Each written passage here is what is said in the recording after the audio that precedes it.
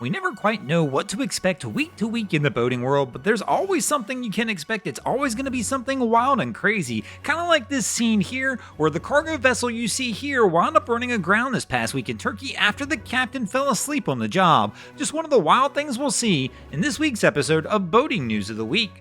Our first story to make the boating news this week is going to take us over to Jacksonville, where this was the scene just a little over a week ago, when the Coast Guard and a Good Samaritan vessel had to jump into action to rescue 5 people after their vessel capsized off the coast. Fire rescue, what's the address of your emergency? Well, our boat is upside down. Would you be able to please locate us? Our boat's sinking.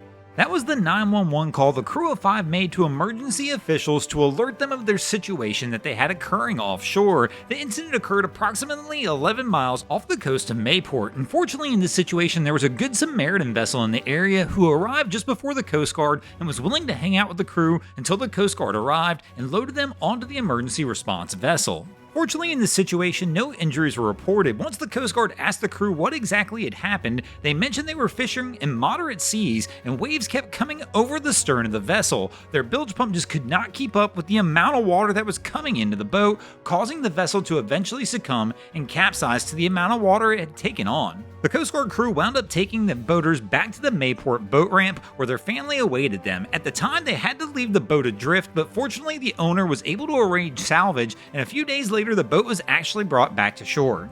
Our next story to make the boating news this week is going to take us over to Japan, where this was the scene just this past week when a beachgoer was swept over 50 miles out to sea in a floating ring and had to be rescued off Japan's coast by the Japanese Coast Guard after she was missing at sea in a floating ring for over 36 hours. Coast Guard officials say the lady was hanging out enjoying a day at the beach in an inflatable tube when all of a sudden she was captured in a rip current which pulled her off the coast. Unfortunately, nobody saw it happen at the time, but once her friends realized she was missing, they alerted authorities and a rescue mission was launched. But unfortunately, the girl was not immediately found. It was over 36 hours later when she was spotted by a tanker, and 2 employees of the tanker actually dove in the water to help rescue her. Fortunately, in this situation, she was rescued with only a minor case of dehydration, but Coast Guards around the world remind people use extreme caution when you go to the beach, and they actually tell you leave the inflatables at home. They say cases of this, where people are getting drifted out to sea on inflatable tubes and rafts, are becoming more and more common every year. Our next story to make the boating news this week is going to take us up to Massachusetts and over to Nantucket, where this was the scene actually just a few days ago. Unfortunately, there's no video footage, but you guys may recognize this person. This is Dave Portnoy. He is the founder of Barstool Sports and lives on Nantucket Island. And unfortunately, this past week, he had an issue on his boat where the Coast Guard had to come and rescue him. Now, Dave doesn't have any footage of the incident, but he did talk about it on one of his social media channels this past week. Alright, Captain Dave checking in. Nantucket due east, 30 miles out to sea, Boston. You boys almost lost Captain Dave today. Dave goes on to tell the story about what happened on this day. Dave's mother was visiting his house and she had not been on his new boat yet, which he'd only taken out 3 times, but he decided today was a great day to take her out. And like many houses here in Nantucket, his boat was not attached to a dock behind the house. It was actually on a mooring ball just off the beach behind his house, so Dave decided to swim out to the boat, unhook it from the mooring ball, and get into the vessel. Unfortunately, making that rookie mistake of unhooking it from the mooring ball before making sure the boat was actually operational. Captain Dave, third time out, made a pretty mistake.